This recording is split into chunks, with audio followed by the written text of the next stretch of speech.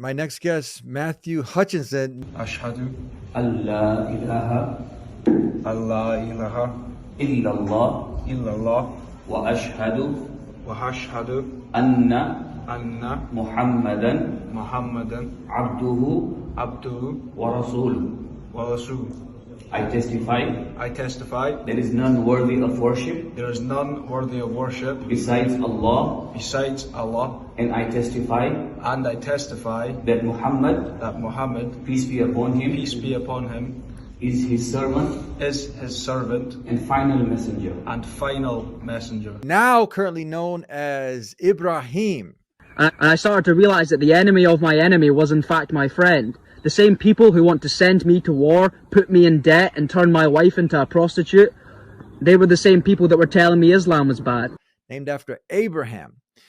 And this young man, who's still young, but not confused anymore. At one point he was confused, didn't understand why the world around him made no sense, living without purpose. But eventually he got to engaging and researching and trying to understand why everything around him was not only engaging, everybody was engaging in sin, but also promoting it. He looked into Christianity and all the other religions and a lot of the things from the theology and whatnot that came with it didn't make sense. And then he also looked into Islam. And now he's on the Deen Show. We want to hear his story, how he ended up accepting Islam, why he accepted Islam. I came across one of his videos. I want to go ahead and let you guys see this. He's been making these short clips, really profound. Let's take a look at this, and then we'll bring out our next guest, Ibrahim, here on The Deen Show. Let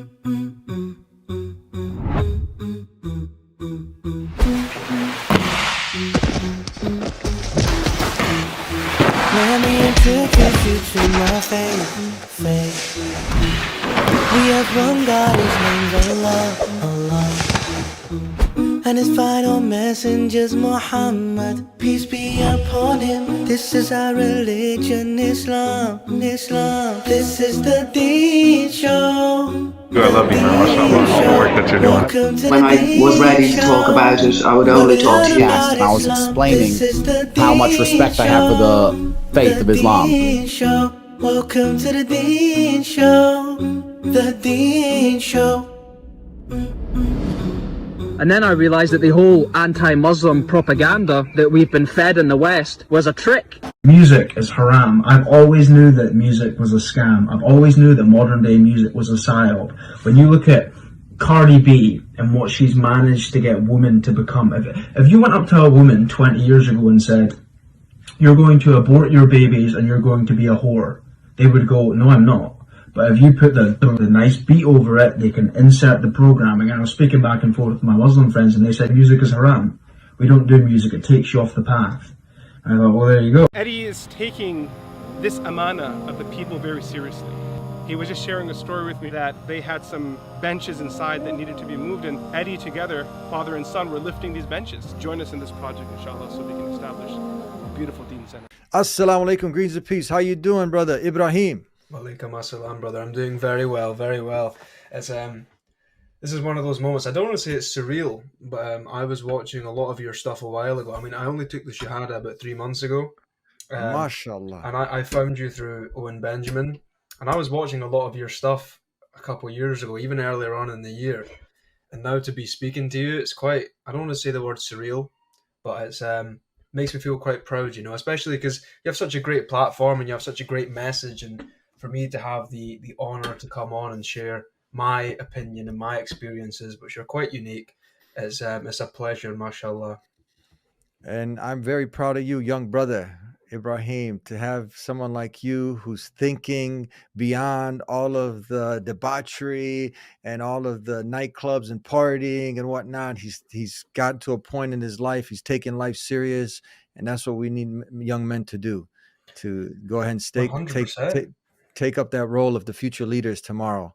Because you're not going to do that just getting drunk every night, smoking dope, smoking weed, and switching ladies left and right. It's a path to destruction. It's crazy, man. I can see why it's promoted, and I don't want to start this off in kind of like a fiery sort of way, but I was thinking for a long time now, Can you imagine? And I'm not backbiting people. It's just an observation I have. Could you imagine in 15, 20 years when my generation are the people making roads and the people building infrastructure, like what they're fed when they're young? They don't learn any skills. They don't have a moral compass. Their life is completely in dunya. It's all about what can I get now that will make me feel good, regardless of the implications that has on your friends, your family, or on the macro level. Like every young man now prior to 22 is in debt. He has no skills. Everything he's been taught is kind of a lie to a degree. And I think people got away with that maybe in the 60s with the baby boomers. But I think now, as the economy is the snake is starting to squeeze, I think for a lot of people, and this is one thing I noticed and I was worried with to a degree, was that when our generation gets older and we're responsible for things, I don't know how these systems are going to continue to thrive. I don't think they will, because people are just so incompetent and distracted. And I'm very glad, and whether it was me that seen through it individually or whether I had assistance from a higher power, which is my theory, I'm very glad, mashallah, that I've been able to see through these things, because I think the road that young men and women are fed now outside of Islam is just straight to hell, you know? Yeah, I like what you said there, because a person can have wealth and money, and some of the most corrupt people have all of that. They have everything. They have the power to status. But truly, when the Creator, God Almighty Allah, loves someone, He gives them understanding of their purpose, of the deen, this way of life, Islam. So this is a gift, a beautiful gift. And I want to start off with talking. You're from Scotland? From Scotland, yeah. Still here, unfortunately, but yeah. Yeah, cool accent. So that's from the right next to UK? It's in the UK. It's north It's of in the England. UK, I think that's north of kind of why England. a lot of my videos have popped off to a degree. Like I'm growing in the beard now, which makes me look a bit, I guess, to a degree, more masculine to a degree. Uh-huh. But I think some of the reasons that a lot of my videos started to blow up a lot is because when I had the shaved face and the quiff haircut Yeah. and the tattoos, I think when people see my face in a video, they expected me to start singing like a Justin Bieber song or something, and then they click on it and I start screaming about Sharia law. And I think that sort of oxymoron, that shock value, has led to people being so intrigued as to what I have to say. But I'm growing in the beard now, so yeah. I want to just take a minute to go ahead, because when we say when they hear us, people out Sharia. there, and they hear Sharia, I just equate that to the 10 Commandments. You got the Sharia that's mentioned over 250 times in the Bible. This is divine guidance that comes from the Creator, and is built on the pure monotheism. Tell me, what actually got you interested? You said you started off looking into Scotland. What's the primary religion, way of life that people are born into, their parents upon? Is it Christianity? It's not really. I would say it's more. I actually have a weird way of looking at it, because I wouldn't say anyone's really religious in the UK.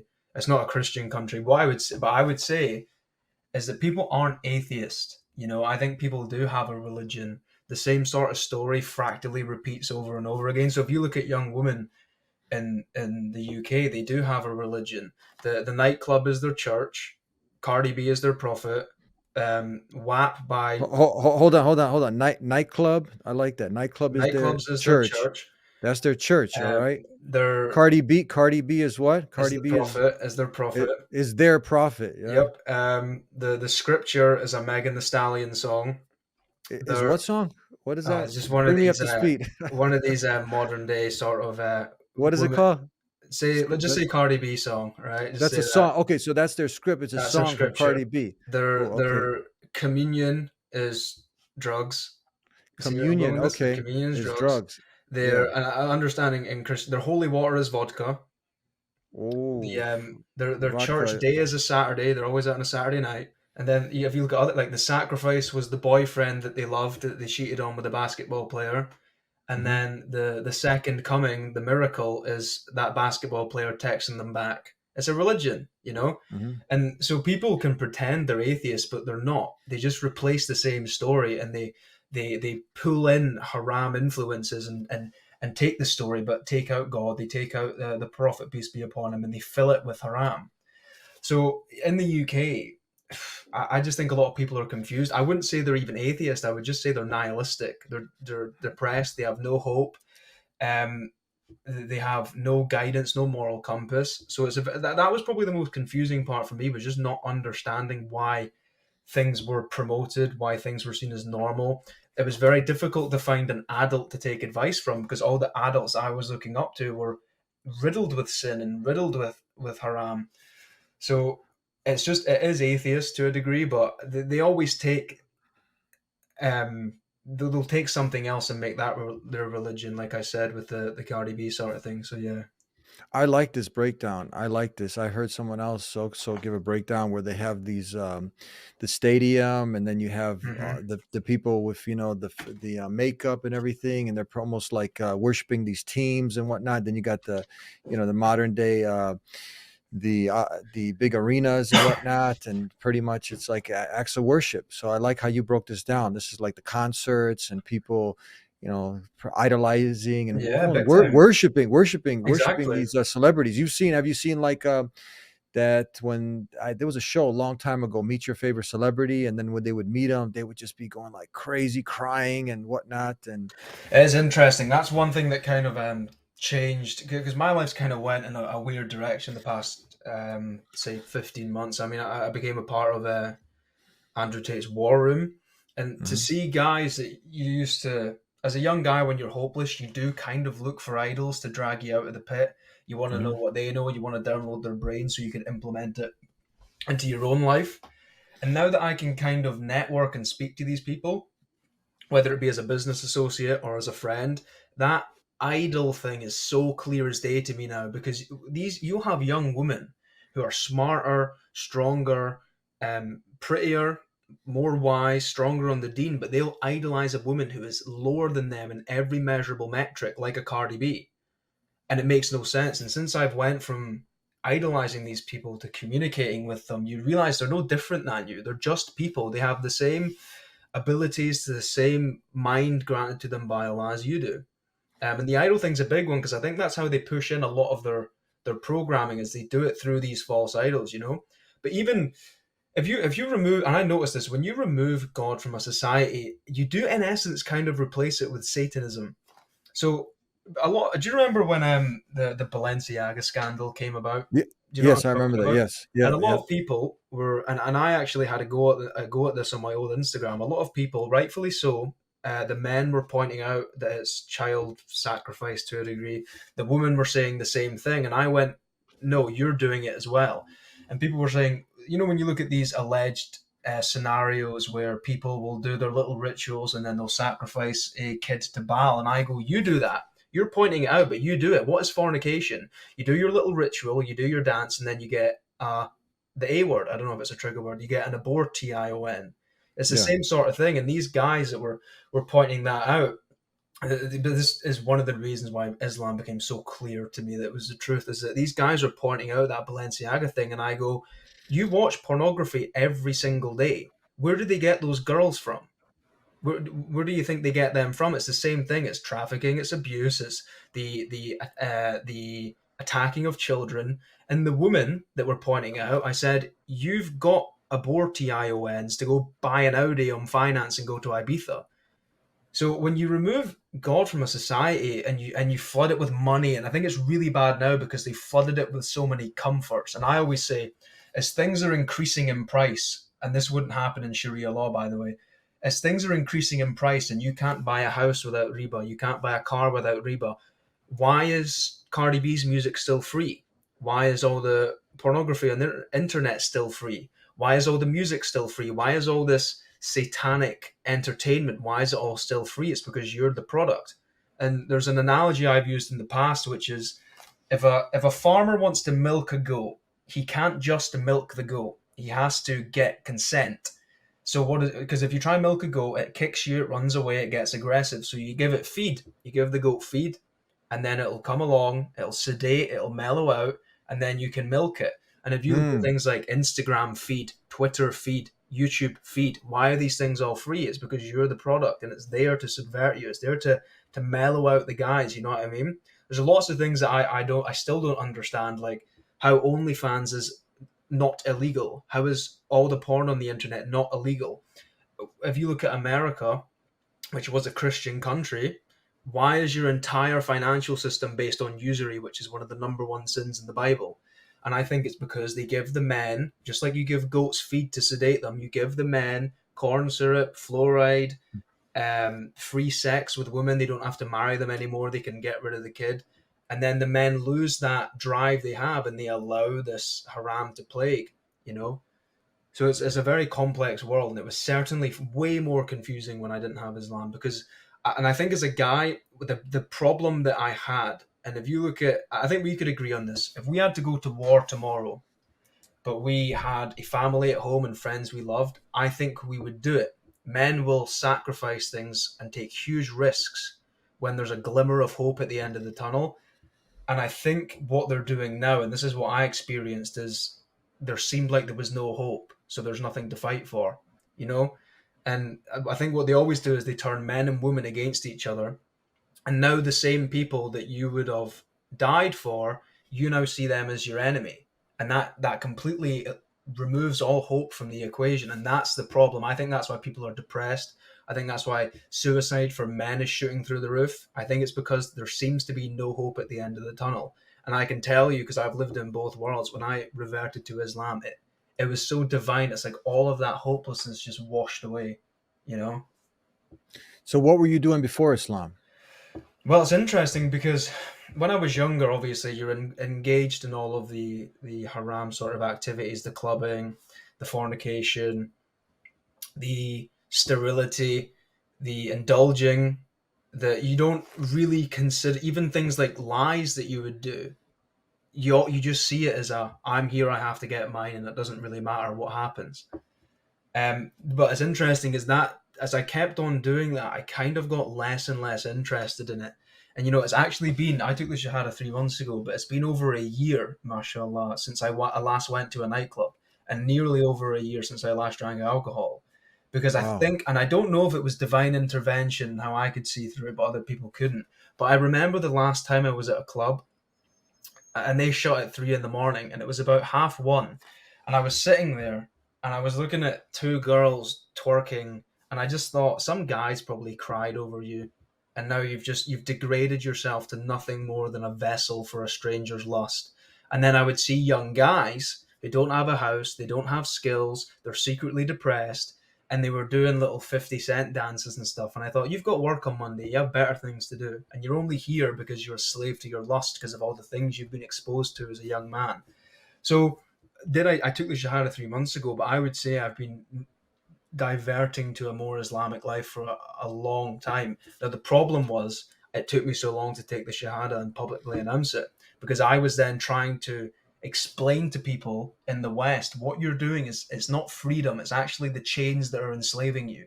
You know, but I always say, they always sell these things under the guise of freedom. So they'll say, women are free to murder their offspring, they're free to sleep around, men are free to do whatever, but they're not freedoms. They're actually the chains that would enslave you, and you could do them in a 6-foot jail cell. And the really nihilistic, hopeless feeling I had for a while was I was trying to explain to these people, what you're doing is not good, and they're just not interested. You know, it's like going into let's just say, because I don't want to say any trigger words, but let's just say you go into an LGTV bar and you explain to them that sodomy isn't good for you.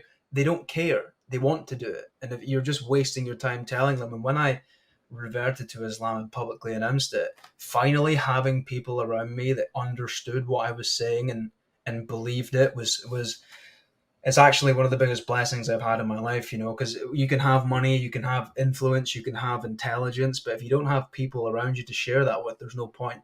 And I really want to give a kudos to the Islamic community for being so welcoming and so, I will say, strong on the deen, you know, because there's been loads of persecution on Islam over the past 10, 15, 20 years especially. And I fell for it when I was young. And to see these guys still be, like yourself, still be so strong and firm on the deen, it's incredible to see. And it's incredible to see people like yourself who are coming and showing that you are part of a life just like myself. You grow up and you're in the nightclubs, and then you work throughout the week, and then you're just excited for the repeat, you know, to hook up culture and whatnot, chasing your lusts and desires. It's like it's like a pit, an empty pit, and you can never satiate yourself. You're always thirsty for it. But to see young men like yourself coming out from this, and then being programmed with everything that's out there, and then coming to finally realization that there is a purpose, and then you find it in Islam.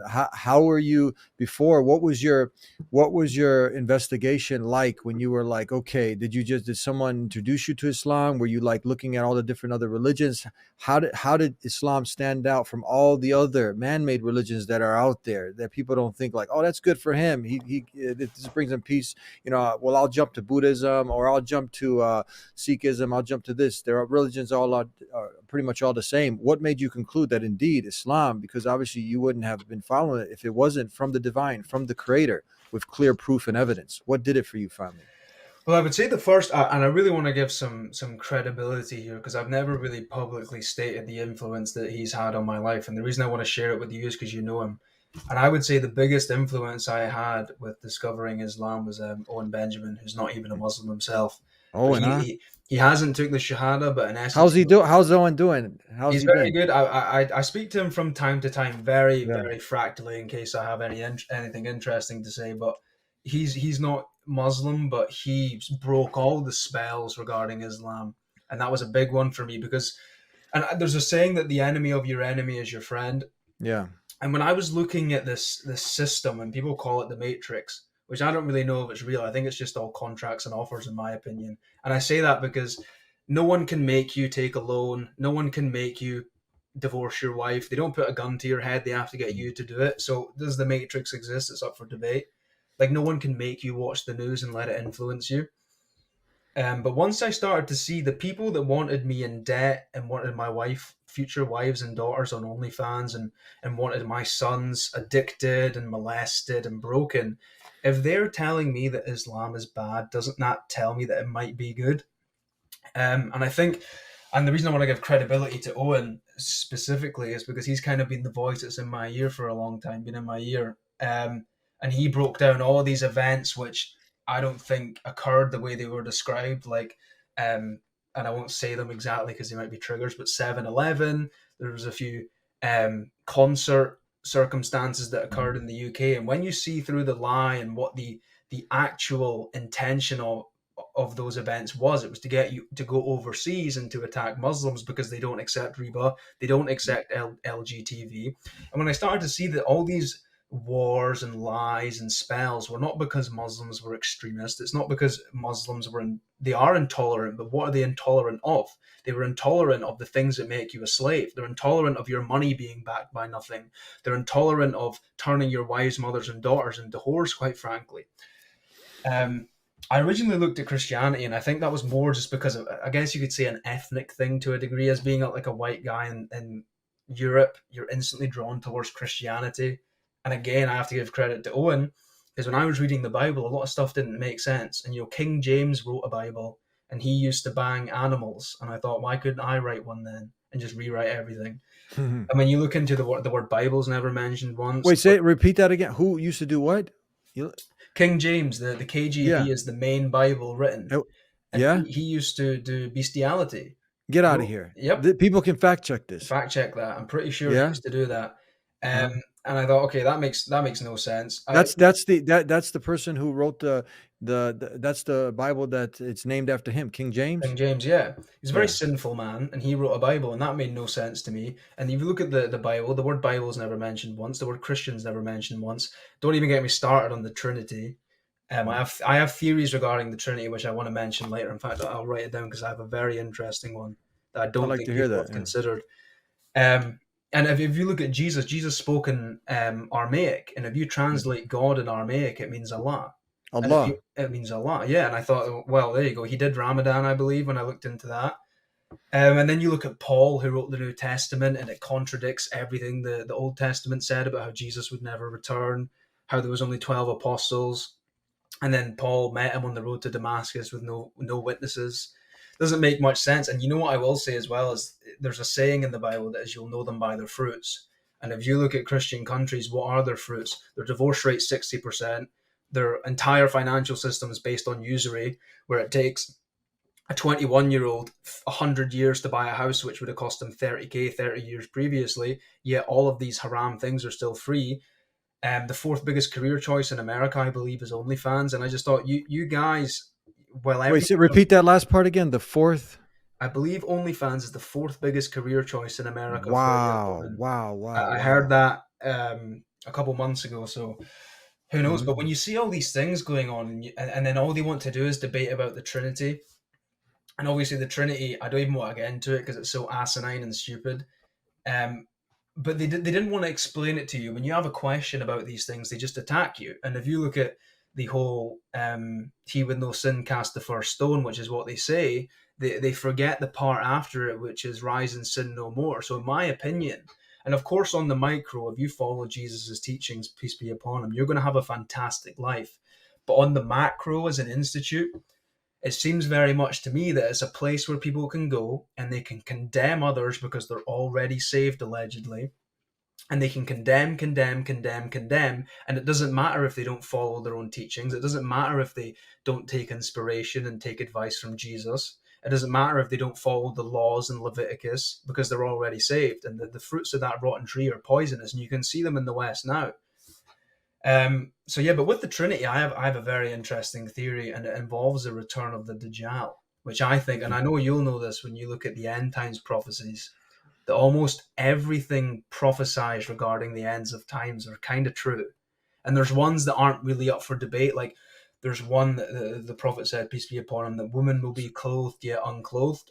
And if you go back 1400 years, they don't know what spandex is. They don't know that nowadays every woman walks around in essence with spray paint on. But just imagine this: say you were the Dajjal returning, and I have a theory that, you know, when you drink alcohol, when you, and I think you're a revert as well yourself, Eddie, aren't you? So when you drink alcohol, you start to get thoughts in your head that I don't even think are yours. You start to want to fornicate with women you wouldn't want to fornicate with. You start wanting to fight bouncers who are 7 feet tall who could batter you. But whose thoughts are those in your head? Because it's not rational, it's not logical. They just pop into your head, you know? And it's almost like by giving consent to Shaitan, you're allowing him to put thoughts in your head. Because, you know, Shaitan can't strike us with lightning. He can't drop a tree on our head. He needs our consent. You know, the devil has to make you do it to yourself. And I think if you look at the institutions of Christianity, and I don't want to get into too much detail, but if you look at what's going on with the Catholic Church, I don't think I need to explain, and the Orthodox Church, which in my opinion is just a protection racket now, it's like they became so sinful and so void of what their own scripture was telling them that thoughts are popping into their head which aren't theirs because they've consented to it by doing sin. If you were the Dajjal returning, wouldn't it be, because the Trinity makes no sense. Who did Jesus pray to? You know, it makes no sense. If you were the Dajjal returning, wouldn't it be convenient if the largest religion on the planet was convinced that God could take the form of man? Because then when you return, it's far more easier to have followers, isn't it? If they believe God could take the form of man, when you return, why wouldn't it? Why couldn't you be God? Why wouldn't the largest religion on the planet follow you? So, well, when I see things like that on such a large scale, which are so asinine and stupid and make such little sense, I think it's metaphysical. I think there's a spiritual realm that we can't see, and I think they're involved now. I don't think it's man creating these things. I think it's Shaitan funneling it.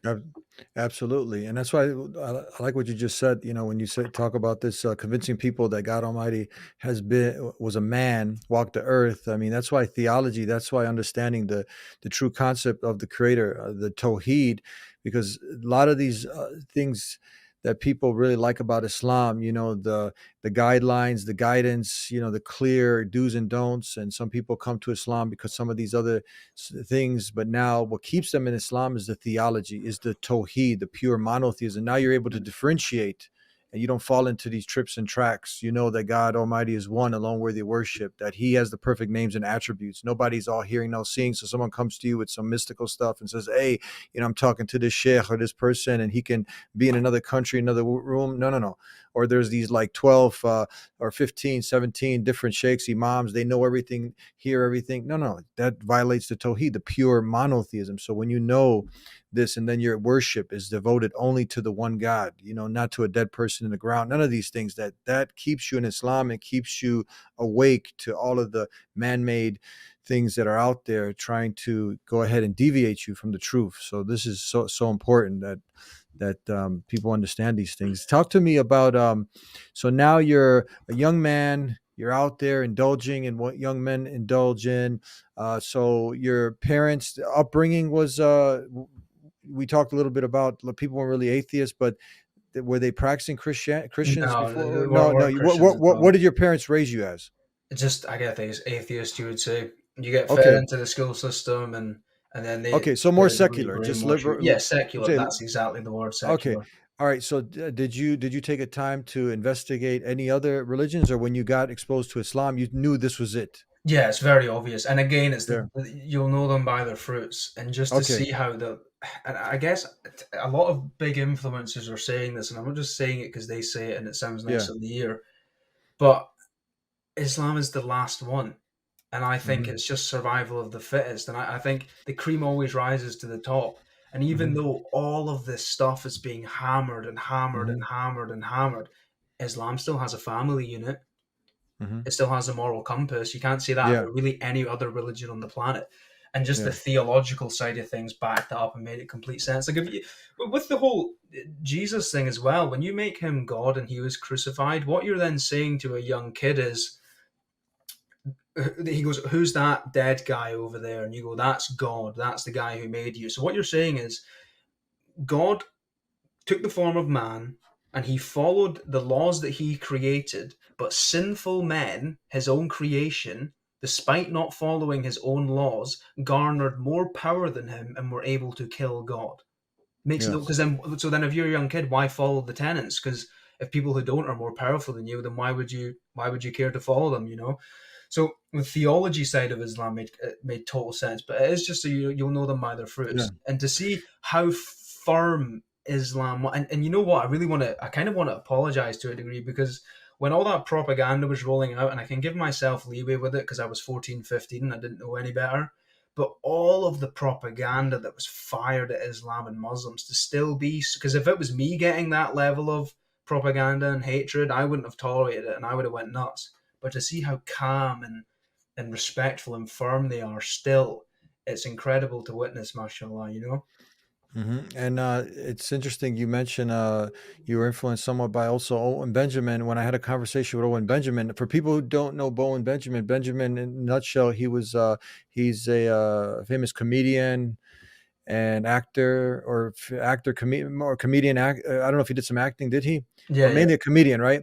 And he was in Hollywood. He was on many times on a Joe Rogan show. He also was a script writer for The Louder for Crowder. And he also wrote one of the songs for Tommy Robinson. He was somebody who hated Islam and Muslims, and then something happened, and he changed his ways, and he was thinking like, wow, these guys, when they say Jesus, they say peace be upon him, and he saw the programming that happened, and he got out of it. And when we had a discussion, me and him, I really encourage people to watch that. He calls many of his followers the bears. Yeah, And my old name on YouTube was Lord Bear. That's where it came yeah. from. Yeah. So when many of the bears watched our talk, we're talking about goats, and we're talking about farm life, and then we're talking about just many of the things that he believed before. And he, in his humorous ways, he went and explained how he couldn't believe, he was programmed to believe Muslims were doing this and that, and it was just all nonsense. And then many of the bears who watched us really have a down to earth conversation, they also almost like the spell was off. They saw that there was more to it, and they couldn't believe how they were just misled to Yeah, have these. I have to give him credibility, and I don't know Yeah, if you'll see this. I think I mentioned to him on a live stream a few weeks ago that I'd be on yeah, here.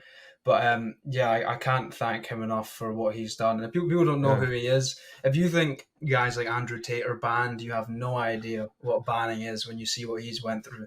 And he's not Muslim, but he in essence lives a Sharia-esque life, you know, and he has that monotheism behind him. He's in essence a Muslim, but he's not took the Shahada yet, right? Yeah.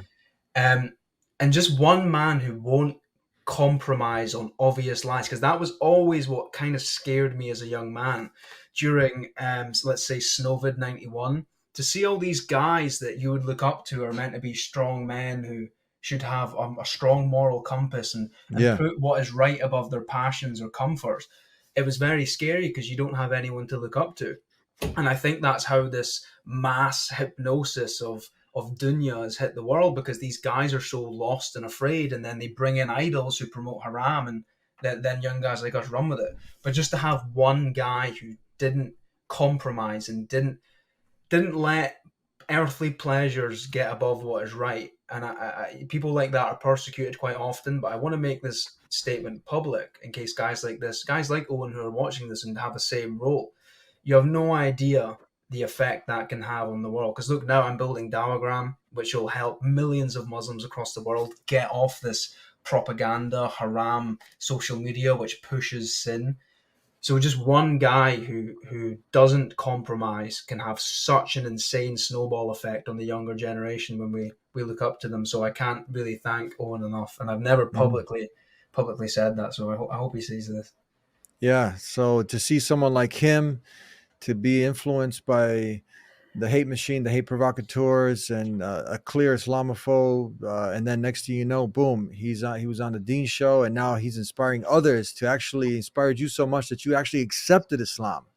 So yeah, 100%. It's crazy because when you're young and you're getting fed all these lies about Islam, there's something quite funny actually, because I've never lied, and I wrote this as a quote Owen has that I might be wrong, but I'm not lying, and I was never lying when I thought this, but I was in the panic mode that Islam is a war of hate, a religion of hate, and they're going to come and they're going to do all these bad things. And I used to be. Did you actually? This is what you actually believed when I was like 15, though. You know, so you're young and you don't really, repeat that again. So you believed, you were programmed to believe that Islam is what? Say that again. Religion of hate. They're the T word that has an E and an R after it. And then I was very afraid at the fact that Muhammad's been the number one name in the UK for the past 10 years. And it's funny because the first 5 years of that statistic, I was scared of it because I thought, oh no, how dare you, they're all going to come get us. And then since I've seen through the lie, it's now my favorite statistic on the planet. It's great, you know? Mm-hmm. So for guys to dismantle these lies, because I think when you look at something like Sharia law, how demonized has that been in the Western world? But if you applied that overnight, 99.9% of the problems in the world would dissipate like that. You know, if you look at the depression, the financial issues, the how criminals get away with things, how these banks can get bailed out, how things like porn are legal, how OnlyFans is legal. If you applied Sharia law overnight, it's gone. But these Westerners will still refute it and push it down, even though it would save them from all the problems they had, you know? So once you can see through that shady mist spell, Islam becomes very clear to you that it is the true way to live, you know? There's one example of what you just said in the implementing the zakat. So the divine guidance that God has sent down, which is in the 5 pillars. And one of them is zakat. And the scholars of Islam say that if the zakat was implemented, if everybody paid their 2.5%, that poor due tax, that's the poor, that's their right upon the people of who have more wealth than them, this would eradicate poverty. So this is 100%. I think that's why the Ottoman Empire grew so big. Because of the financial implications, you know, like people in the West will get taxed 60% on their like 100K a year now. Doesn't what a house costs you 500, and you still get taxed 60% every year. You don't need that tax. It's because your money is backed by nothing. And I take industries like I said earlier. How are these things free? Instagram, I don't think makes a penny. The porn industry doesn't make a penny. They can just print money and give it to them to keep them afloat. Yeah. And when you look at that, I think it's the 2.5% zakat for non-Muslims in a Sharia society. Is that not far better than paying 60% and still being in poverty? You know, but they won't accept it because the programming runs so deep. Yeah, this is for Muslim. Now the tax, you wouldn't even have this whole thing with taking all your wealth that goes towards, you know, what you were talking about. So this is another example. Tell me this, Ibrahim. When we opened up the program, and there was a short video of you talking about Cardi B and how they get these lyrics into the music. I also heard Owen talk about this. Also, the virus that's in the malware, and you finally understood it. You were like, okay, now I understand why these. When we say music, we say usually it's the musical instruments and that. Mm-hmm. So now with all of these songs that are out there, and again, go ahead and talk about this. This is something really, really to see someone like you discussing this, to be up on this, to be understanding like how this poison, how they're getting this into you, to your minds through all these musical beats and instruments. Can you elaborate on that? Yeah, 100%. And I always say, and you'll agree, that Shaitan can't make you do anything. Mm-hmm. He can't strike you with lightning. He can't make a car crash into you. He has to get your consent to do it, because then the sin is on you and it's not Yes. his fault. And even if you're not religious, if you look at archetypes like a vampire, you have to let him into the house. He can't just come in. Yeah. And I always use there's a few different demographics and cultures that have changed so quickly over the past 100 years that make no sense. And I use the analogy of, if you took a woman, and I actually want to make a point on this later about rhetoric, so let me just quickly write that down, because I have a very important point to make about that. But if you took a woman in the 50s and told her, your 4 kids you have there, you're gonna murder them when they're in your womb, you're going to leave your husband, you're going to go into an office and work for money which isn't real, and you're going to go out at the weekend and you're going to get with guys who don't care about you and will leave you, and you're going to die at 50 from a drug overdose because you're depressed. They would have went, no, I'm not doing it. They would have slapped you and the husband would have battered you. So what they do is, because people just don't accept that. So what they do is they give you and then Cardi B comes in when you're listening to it, and Cardi B comes in and makes it sound good. She makes it sound cool. Look at her. She has all this money which they printed into oblivion and gave it to her. And then you want to be cool like the idol you're worshipping, and now you're accepting it. Not only will you accept it, but you'll defend it. And just before I move on to the rest of the music thing, the point I want to make about rhetoric is, I want to make this clear. They will use different spells to get you to accept things. And one of the things they do is they word things differently. So when you look at the LGTV agenda, they will say love is love, acceptance, freedom. It's not love is love. It's not freedom. It's not acceptance. It's called sodomy. It's rectum trauma. That's what it is. Me and Eddie can get on well. I can love the things I'm doing. The last thing you want to do to something you love is sodomize it. And it's called Sodom and Gomorrah for a reason. Because your body, you eat food, your body digests it, and it excretes it in waste. And what they're trying to do is, it's the inversion. They're trying to get you to put your thingy where all the waste and death is. That's what it is. It's not love is love. And if you look at the feminism thing, they said freedom, my body, my choice, all this sort of stuff. It's not my body, my choice. It's not freedom. It's not boss bitch. You killed your offspring for money that isn't real, to pay off debt which isn't real. That's actually what it is. So they use these spells and rhetoric or music to get you to accept things. And even other demographics, like if you look at the violent crime of African Americans in the USA, go back to the 50s, it was the same. So what do? They bring in 50 Cent, they bring in all these idols, and they'll sing songs about how gang banging and shooting and killing's cool. And because you like the beat, you'll go up to an African American family in the 50s and tell the guy, you're going to leave your family and you're going to start shooting people in the street. They would have rejected it. You look at London. London was one of the most pious, beautiful cities on the planet. If you went up to those aristocratic men and said, you're going to be the stab capital of the world, they would have said no. So they bring in idols who promote violence, promote gangs, and because of the beat behind it, they can say the same thing, but without the beat, you don't accept it. With the beat, you accept it. And then you look at Islam, it's haram. And then the Prophet, peace be upon him, said, and there will be, I believe he said, I'm paraphrasing, and there will be those who believe that the instrument is good or something like that. It's clear that it's not, So they do these things to get you to accept things. And then you've always got to watch out. Again, why are these things free? When a young family can't buy a house without riba, why can he still buy the same girl who he would have married? They can't buy a house without riba and start a family.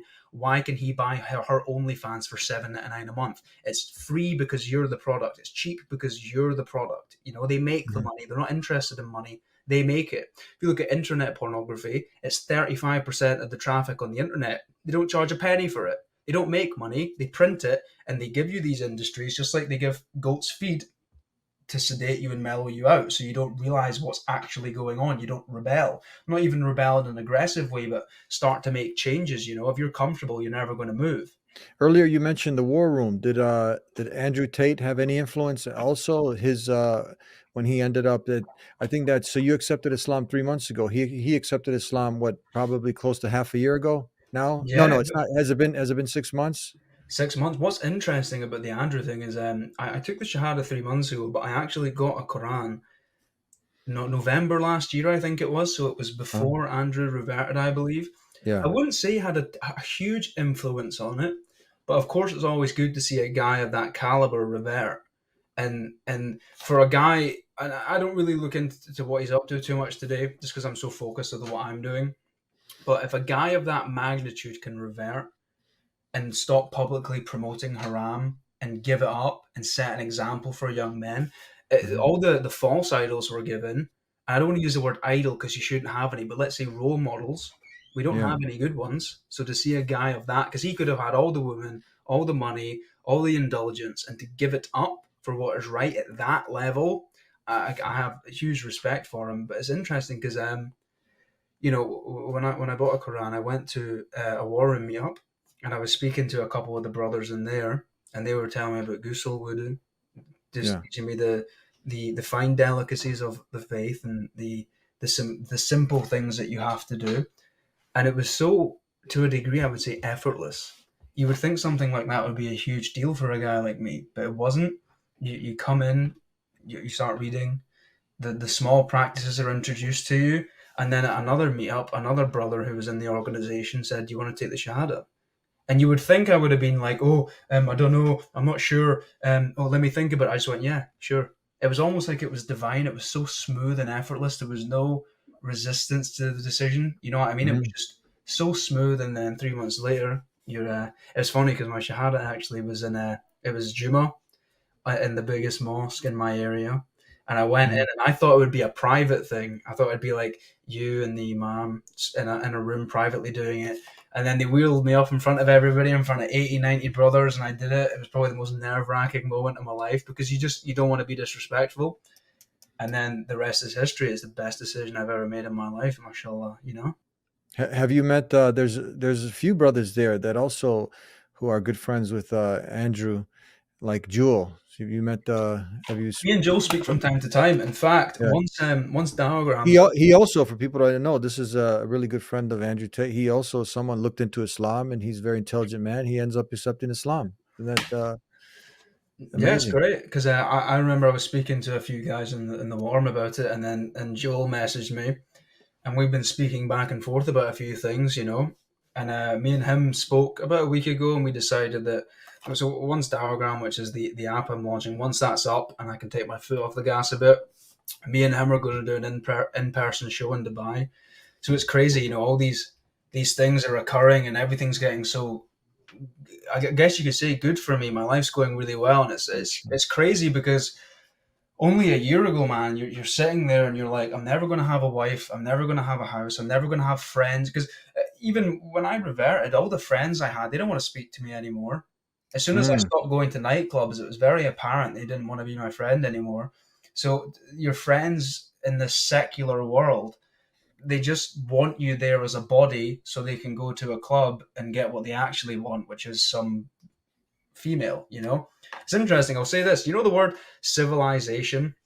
So, because they always do this leave it in plain sight thing. Civil means secularly organized, and ization means in the process of becoming. So the word civilization means in the process of becoming secularly organized, you know?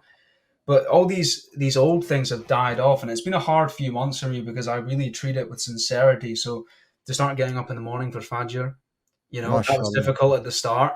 To give up all the female, like, because my big vice was always, I guess you could say, the women's side of things, just because you're young and, you know, you're a guy, you have instincts and you don't see an alternative. What's crazy, actually, is even though I didn't, towards the end, I really didn't like the free love fornication thing that was pushed.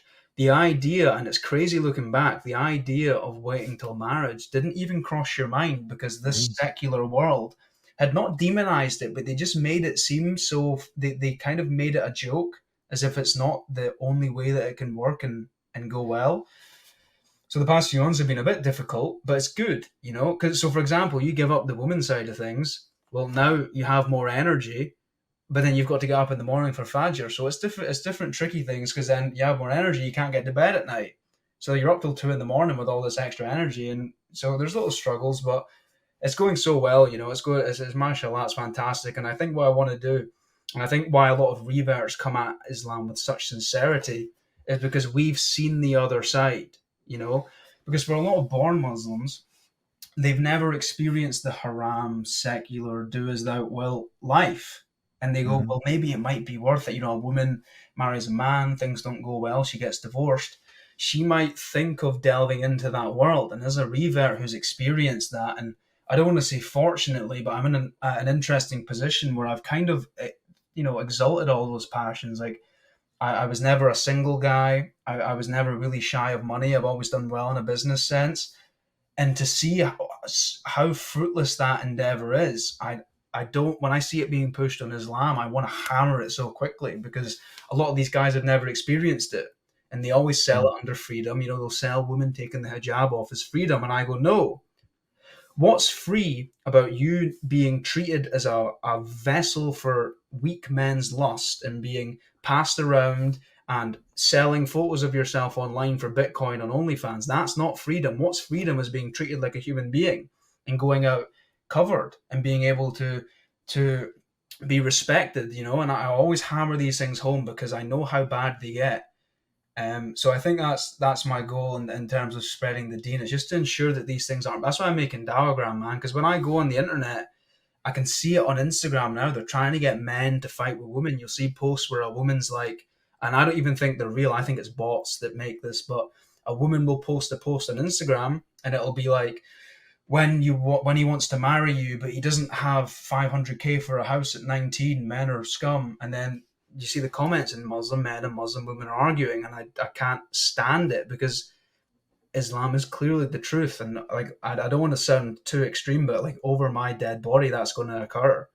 You know, I will defend the religion till I go to the hereafter because it has stood so strong. It was the last hope, not the last hope, but the only hope for me and the truth. And I over my dead body will I see it subverted, you know?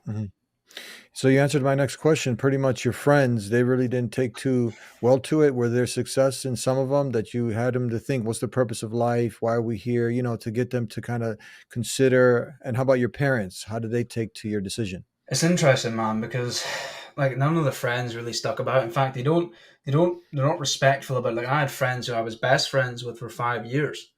And as soon as I stopped wanting to go to a club and drinking alcohol and fornicate, not only did they stop speaking to you, but they start bad mouthing you publicly. And you go, were you ever a friend in the first place? And I don't think it is. I think, and there's the saying that a rotten tree can't bear good fruits, and a good tree can't bear bad fruits. And I think Jesus, peace be upon him, this is more biblical, but he said that there was a story of where a man built a house on sand, and the winds came and the storm blew and the house came down. And another man built his house on a rock, and when the thunder and the winds came, it stood. And I think a lot of these old friendships you had were built on sand, and it was built on, I want someone to be with so I'm not alone when I'm in a club taking drugs and sterilely fornicating with women. And when you stop doing that, there's no support, and they do the opposite. They backbite. And I think what it is, I think they see that your life's getting better, but they don't have the confidence to take the shahada, you know, or they're not willing to put away their earthly pleasures to look into the truth. One thing that's quite sad, and I don't want to say sad to a degree, because through the internet you can meet people. Like, when in human history could I have met you? You know, there is an equal and opposite reaction to everything, but I haven't told my parents, and it's not because they're bad. I'm just, the amount of propaganda they've been fed, you don't know how they'll take it. And they're not bad people. It's just, but if you've been told Islam is bad, Islam is bad, Islam is bad, I don't want to, you know, because I'm still in a vulnerable position. I still live with them.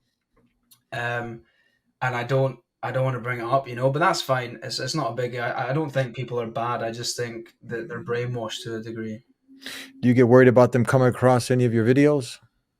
To a degree, but I think one thing I will say, and people ask me this about spreading Deen, and people have said, would you ever do public Deen? Would you ever go in public and speak about Islam in Scotland? And I say no, I'd probably get stabbed. But I think the way you do it is you just set an example. And I always say that the Prophet, peace be upon him, if he had the same teachings, but he was sloth, lustful, lazy, overweight, didn't back up anything he said, no one would listen to him. I think the reason people listen to people is because they set such a good example.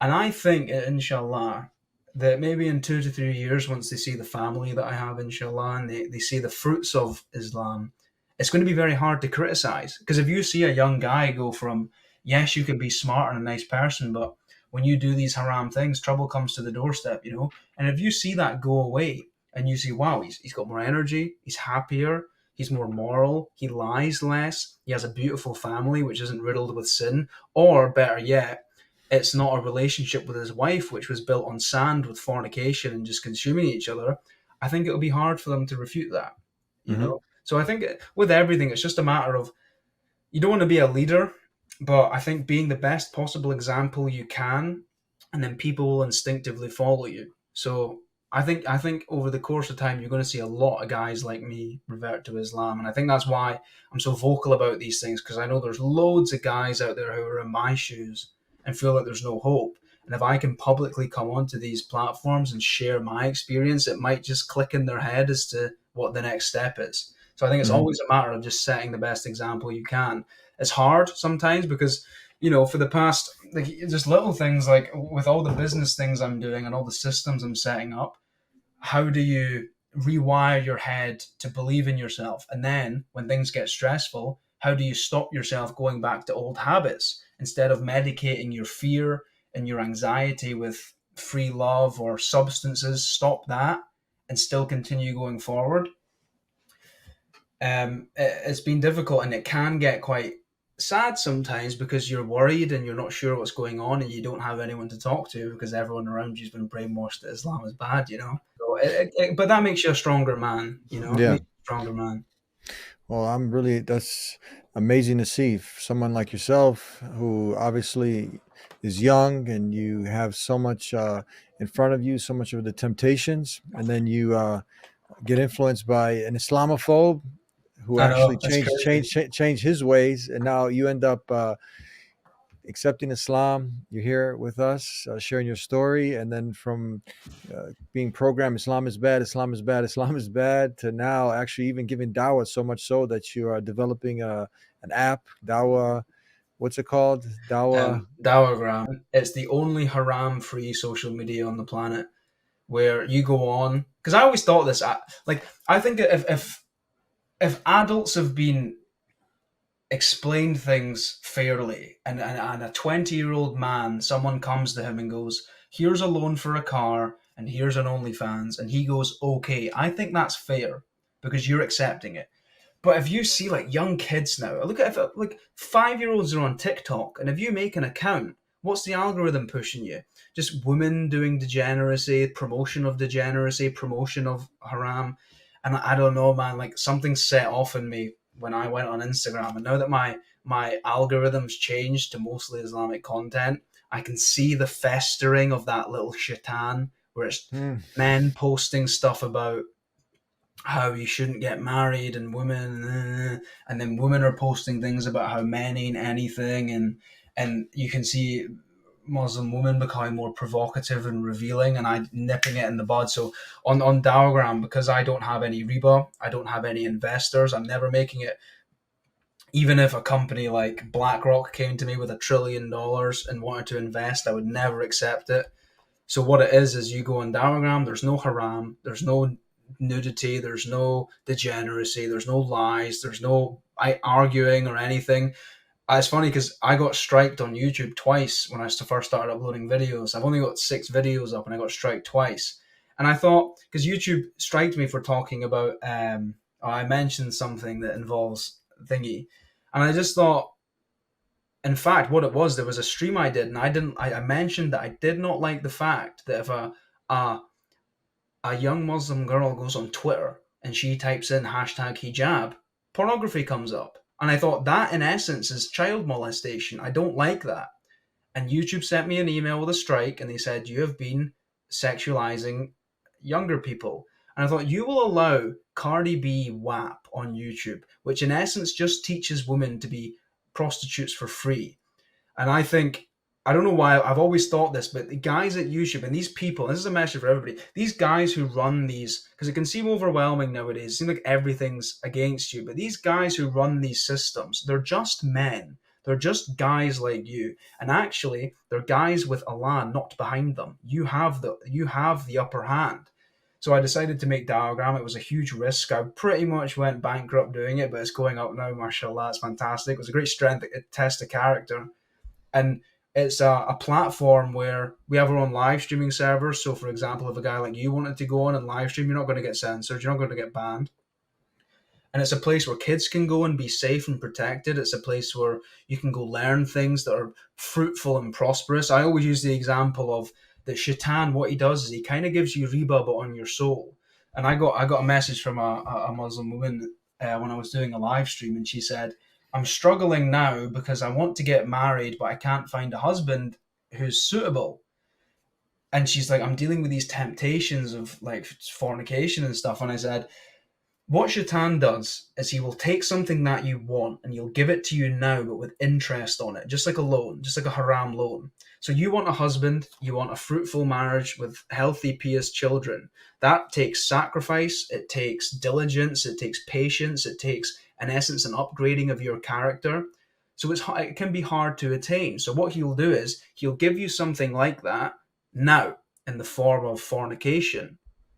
So you think that if you fornicate, it will medicate your loneliness and your pain. But what it does is you engage in it, and it just temporarily makes you feel better, but then it sinks you lower. But there's interest on it. You have to pay interest on it. So now when a man who's righteous and strong on the deen and pious, he comes along and he wants to marry you, well, now he doesn't because you've engaged in it.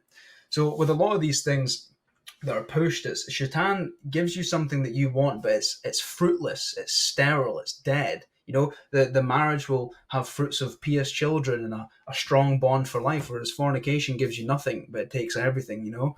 And Diagram's a platform where none of that's promoted. None of that is exalted, or because that's one thing I never understood was I get if you fall for scams, and like in the West, if you fall for things like murdering your offspring for an Audi on finance and a holiday in Ibiza.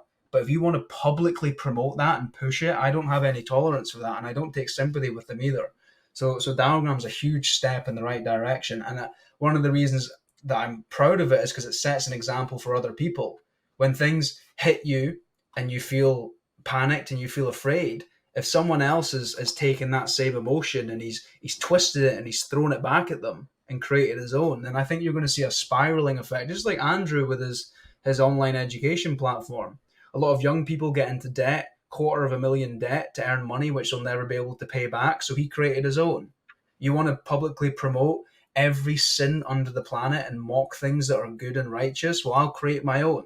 And I think as time goes on, you're going to see a lot more of that. And I think that's the way to go. I think what they try to do is they try to get you to think you're a victim. I think they do this with idols. If you put, like we were saying earlier with Meet a Celebrity, if you put these people on a pedestal, you'll never even consider that you could compete with them. Mm-hmm. You know, if you look at Elon with Twitter or Zuckerberg with Facebook, a lot of people think there's some demigod that you can't compete with, and I don't. And I think that's why when you don't have these idols, you don't see yourself as any different, and you'll go for it. So it was crazy because it was a very rocky time. I spent all the money I had getting it up without debt because I want to back up my word. And financial trouble came. A few people helped out, and now it's going ahead. Mashallah, it's fantastic, and it makes me feel proud, and I'm very happy for everyone who's going to get on it. Because look, I get it's hard nowadays. A lot of parents, but both of them have to work.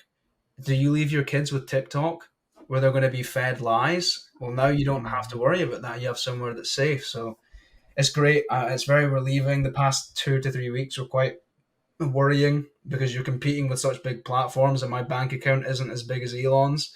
but it's finally going up, mashallah, which is fantastic.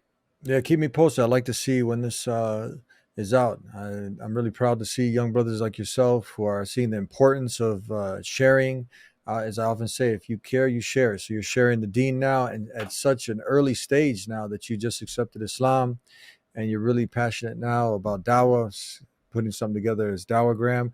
I'm curious, since you're in Scotland there, I think a good friend of mine also, I don't know if you heard of Sheikh Abdul Rahim Green. I think he's in Scotland. Have you heard of him? I haven't heard of him, no. I haven't heard of him, Yeah, unfortunately. yeah. If you look him up, Sheikh Abdul Rahim Green, you have IRA. Have you heard of IRA? I Or haven't. I haven't.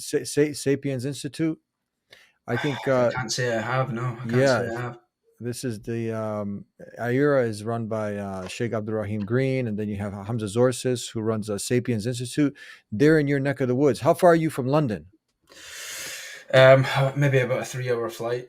Maybe a Oh, 2-hour flight. It's not that. okay. London's still in the UK. I could drive down. It would maybe take about 10, 12 hours, but I don't mind. Yeah, these are good educational institutes that are out there, and I think there. If I was out there, I'd be collaborating, working with these brothers, good brothers. You need that support mechanism, that support group to help you, and these Sapiens Institutes definitely, Hamza Zorsis and Abdul Rahim Green, definitely look them up, and I believe Abdul Rahim is there in Scotland. I'd like to make the connection with you guys.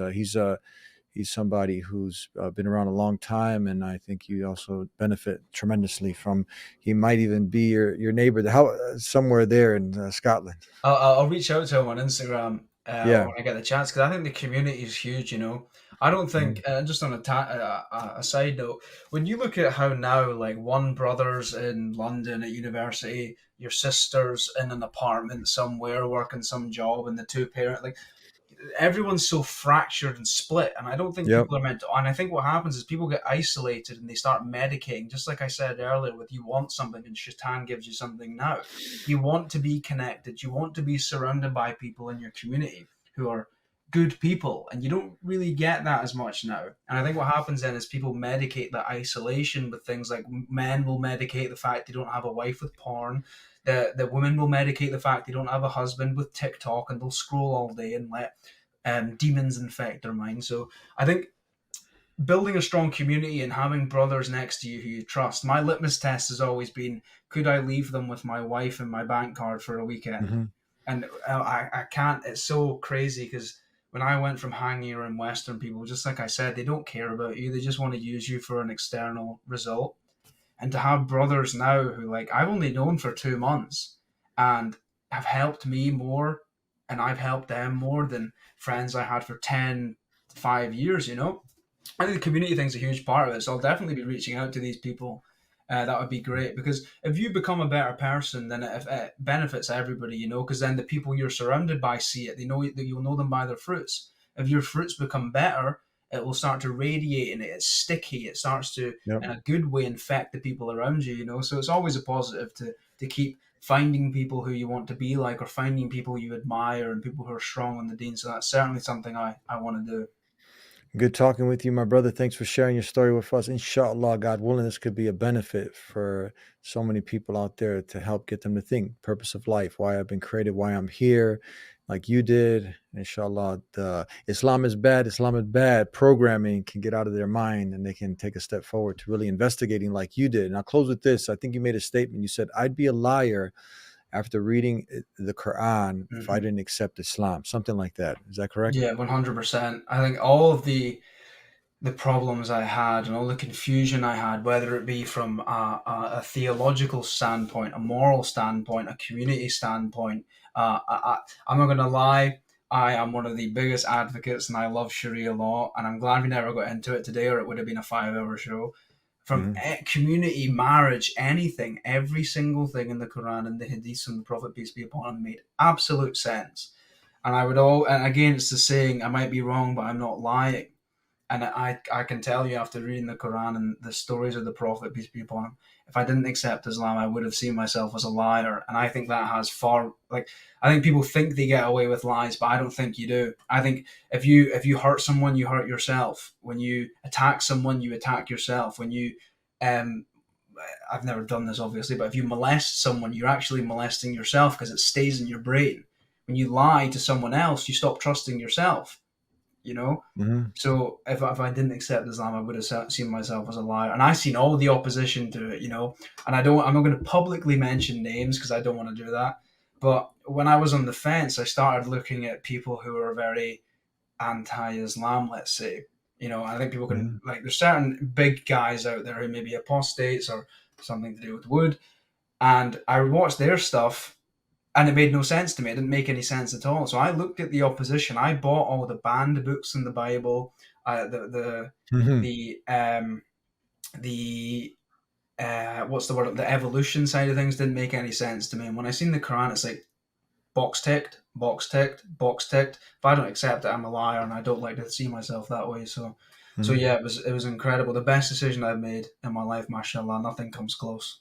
Most people, just before we conclude, most people, because of the many misconceptions, when you say the divine guidance of the Sharia, people think of the penal code, which makes up to about 1-2% of actually what what is covered in Islam. It's a very small percentage that focuses on these Mm-hmm. deterrents that are in place to keep the criminals and everyone in place. But the Sharia, God's divine law, came to preserve these five fundamental things: your religion, your connection with your creator, that pure monotheism, to protect your intellect. That's why certain things are prohibited, like alcohol, to protect your wealth. And that's where you talked about interests and all of Mm-hmm. these things. So and then to protect your human life, the sanctity of human life. So people don't talk about prayer, fasting. This is Sharia, charity. They get caught up with the penal code and they scare people, and now they forget about all these beautiful things: family, home, uh, the preservation of the most important thing is the family, right? And Yeah, how to big have time. how to run a business. All these things are laid out in the divine guidance, and it's all there. I think So I think just to close on this, yeah, I think someone said that the Quran teaches you things as small as how to brush your teeth or clean yourself, and things as big as how to run a civilization, how to run the world, how to function on a huge scale. And I would want to say, because I think for a lot of and I've noticed this, I pick up on things quite quickly, mashallah, which I'm glad I I'm do. saying, yeah, that's good. But I can see a lot of Muslims seem hopeless and they think everything's against us, everything promoted is against Yeah. us. But I really think, you can give people, and like I said, when you give people this secular, hedonistic lifestyle, you have to pay interest on it.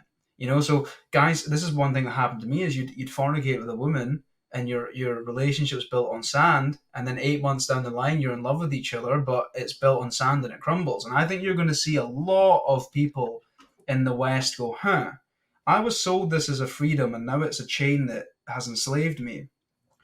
And even little things like the birth rate. If you want to push LGTV and drop your birth rate, well, Muslims aren't doing that. And there's a lot of people in the West who want to complain about things like migration or something. And it's like, no, you decided that you wanted to believe lies and go to war on countries that didn't want to. And then when they come over here because you've destroyed their country and you decide to do sodomy and they don't, you're not a victim. But I think what you're going to see is I wouldn't be surprised, and inshallah, I would love to see this. I would publicly make this bet that I think in the next 5 to 10 years, you will see the return of a caliphate somewhere.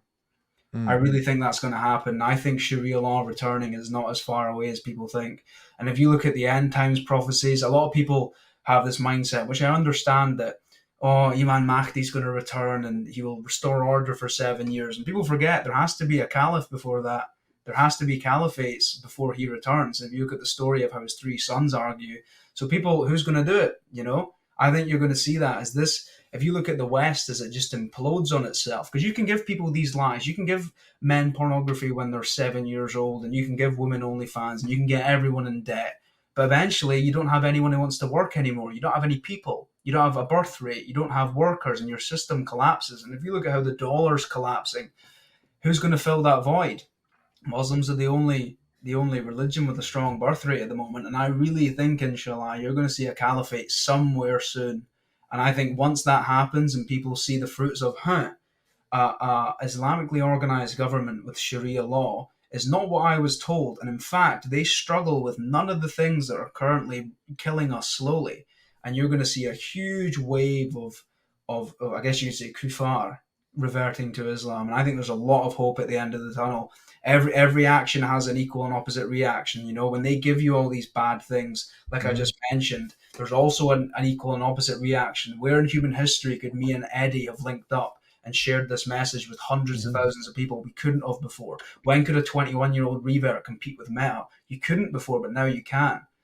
And I think, and I can say this as a revert, is that the pendulum's going to swing the whole other way. You know, I think maybe a lot of born Muslims are like, well, you know, maybe if people, my daughter had a boyfriend, but she not, and the reverse will come in and go, all fornication should be illegal. Like the pendulum swings the whole other way. And I think you're going to see a lot of that in the future. And I don't think it's long before some country adopts Sharia law. And from there, I think it's going to be a snowball effect, and countries will start adopting it and popping up all across the globe. So I think there is a lot of hope at the end of the tunnel. People will sell you the idea of hopelessness, because if you don't believe there's any possibility that you can thrive, you'll give up before you even started. So don't believe that. When people want to give you a narrative that there's no point in trying, everything's doom and gloom, that's false. And the whole point of that is to stop you from getting off your backside and doing something about it. And I think there's huge prosperity coming in the future. I think there's huge opportunity for people coming in the future. And it's all down to whether you want to stay strong on the deen, in my opinion. If you can refute, no matter how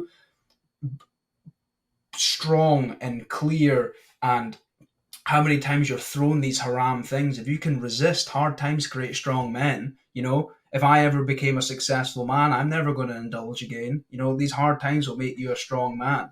And I think there's loads of prosperity for people in the future. So don't let that hopeless, nothing matters, everything's doom and gloom get to you, because it makes you a victim. And if you're a victim, you blame someone else for your problems. And the problem with that is you can never make the change, because you've decided in your mind that it's on other people. Your changes are beholden to other people's authority, and that's not true. You have, when you do haram, no one made you do it. But then on the back end of that, when you do halal, no one can stop you doing it. You can make a change. You can thrive in this world, even though it seems so bleak and so misty and dark. It's like through the dark, there is a world waiting, and that's where you will call home. So don't let that hopelessness get to you, because there is huge prosperity out there for people who seek it, in my opinion.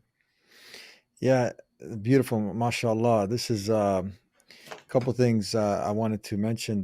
When I heard you say from the smallest to the biggest, it reminded me of one of the companions of Prophet Muhammad when he was asked. He said by a non-Muslim, he said, your prophet teaches you everything? It was just like, he said, yes, everything, even how to go to the bathroom. So if we are taught how to go to the bathroom, and for many people, this is odd. What do you mean, how to go to the bathroom? You know, and if you go, one time a sheikh was asked, he said, why do Muslims wash themselves? And he said, he gave an example. He said, if you were to take a newspaper and you threw it out there and you said, hey, son, go fetch me that newspaper. And then you went to get the newspaper, and next thing you know, there was some dung from a dog on there. And now you got it on your hand. And he said, go ahead now. How would you clean it? Would you wipe it off or wash it off? He said, because no matter how much you wipe it off, what's going to happen? It's still going to stink, right? So people don't know the basics of washing their rear end, and Islam teaches you how to go to the bathroom. So that's from the smallest to the biggest on how to worship your Creator, how to be successful in this life and the next. Everything is laid out in between, and that's what's fascinating you and people like yourself and the not yet Muslims who are out there, because everyone, as I say, has the potential to do what you did. Because yesterday you were somebody who wasn't doing the submission and surrender to the Creator, but now you are in Islam. So just like there was a potential for you and you did it, alhamdulillah. That's why dawah is so important, that we get out there and sharing like we are right now, this message, so more people can go ahead and wake up and get out of the matrix or whatever you want to call it. Or whatever you want to call it, the satanic influences. That's what I call it. The satanic influence that's out there and pulling people away with all the distractions. And to see you're a living proof right there, a young man such as yourself who can go ahead and give up all of this out there. And these are the young men who will be shaded under the shade, under the day of judgment. There'll be no other shade. And one of those categories is a young man who worshiped his Creator, God Almighty Allah, and gave up all of this stuff, as a sacrifice. And alhamdulillah. Just to close on this again, like, there's so many, and I don't know how much detail I want to get into them about, but like, there's so many things that have happened in the past 3 months where I can't see anything else as being divine. And like, so many, I guess you could say, miracles have occurred in the past 3 months. It's been crazy because, like, and I'll go back to diagram, because financially it nearly got me bankrupt, because again, you're competing with all these big guys, and I'm not a millionaire or anything, so it's like, and I was in a position where I couldn't fathom. It was the only time in my life I was like, I'm screwed. I have no money left. I have no one to talk to, because if I tell my parents and I explain to them the Islam thing, will they kick me out? And then you make dua. And what I've always noticed is, just before something great happens, it's the temptations get worse, they get harder, and it's like, should I just go do this or do that? And I refuted them, even though they were so intense and like it was pressuring on my back, and I refuted them. And then these, I guess you could say, miracles occurred where I couldn't have fathomed how I got pulled through at the other end, And even things like my shahada, it was so effortless and smooth. You would have thought I would have been like, well, I'm not sure. Let me think about it. It was just, yes. So I can't deny that there is an Almighty Creator, the deserving of worship, and it's fantastic, mashallah. It's again, and I say this a lot, it's the best decision I've made in my life, and I hope that the people see this. I understand I can sometimes speak in a way that can appear arrogant. I don't mean to do that. When I get fired up about things, it's not because I have an ego. I care about things. I really care. And to see, just little things, to see your parents or people you love fall victim to these satanic spells. It's like my skin's on fire. I can't see people take it. And I will get angry. I can get fired up. I'm sweating now as I'm saying this, and I don't want people to get the wrong impression of my message. And people who are on the fence about revering, it's crazy, because I've already had about 10, 15 guys who have took their shahada, and they've told Allah me Akbar, mashallah. Allahu Akbar, brother, who had said I had a huge influence on it. So yeah, it's everything's going swell and well. It's been nothing more than a pleasure speaking to you, man. It's amazing. Likewise. So people have that decision and choice to see young men going down the tubes, going down the toilet. On one side, you have debauchery, you have fulfilling your lustful desires, partying, drugs, and test driving women. On the other side, what you're doing, connection with your Creator, trying to live a morally upright life, really caring for yourself and humanity. So I think the choice is clear, and you made it. And alhamdulillah, inshallah, more people can go ahead and make the right decision to think about the purpose of life. Why am I here? Before death comes, and it's too late. You can't go back to retake the test. Yeah, 100%. 100%. No. I was going to say something, I completely forgot. Yeah, you know what, as well, like, and this is one thing for the guys who are like, okay, you've given up all these haram things. Is it better without it?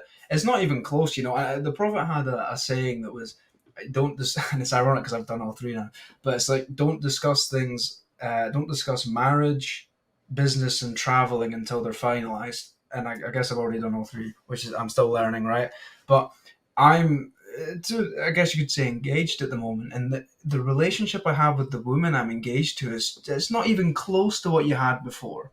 These castles built on sand, where the basis of your relationship is consuming each other for your own desires. To stop that and replace it and do it in a halal way, it's like, it bears fruits, and it's 10 million times more fulfilling. I think this is why people get addicted to things, because they do these things thinking it will fulfill them, and it never does. So they keep going and going and going and going until they're in a ditch at 50. So when you replace these haram things with the alternative in a halal way, it's so much better, so much more fulfilling. It's incredible, mashallah. And again, it's all down to the choices that people make. No one makes you do it. No one puts a gun to your head and stops you doing halal. No one forces you to do haram. It's all on you. And there's a big push to get people to blame other people nowadays for their problems, and blame groups of people for their problems. But those people don't make you do it. You do it to yourself, and that's liberating, because then you, as a divine man, Allah's highest form of creation, have the ability to do with your own free will the exact opposite. So yeah, that's I guess that's all I have to say. It's incredible, man. May Allah continue to bless you, guide you, the Creator of heavens and the earth. Thank you very much for sharing your story, my brother. MashaAllah, brother. It was a pleasure. An I absolute think pleasure. I'm here for you as your brother, man. If you need anything, let me know. And likewise, and likewise. All right. Assalamu alaikum. I'm sure all of you know Eddie from the Dean Show, and I'm sure that you've all heard about the Dean Center. Now, you don't want to miss on this opportunity. The brother has been around for a long time. When I became Muslim, that was the show that I used to watch. It was one of the shows that I actually was interviewed on. And since then, I've kept in touch with Eddie, and we've cooperated and participated in many things together, alhamdulillah, by the blessings of Allah. Now you guys have to do your part. This is for the ummah. There's so many people in this world who need the message of Islam. But the question is now, what you're gonna do? What are you going to do with your money, with what you have? What are you going to do to help the ummah, to help someone who's been around for 20 years doing da'wah? You've enjoyed the shows, you've enjoyed the interviews, you've enjoyed. Now it's your turn. Support the Dean Center.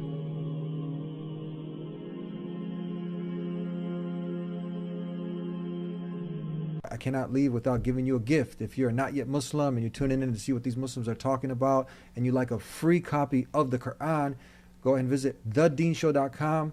We'll take care of the postage and everything and get it delivered to you. And if you still have some questions about Islam, call us at 1-800-662-4752. We'll see you next time. Until then, peace be with you. Assalamu alaikum.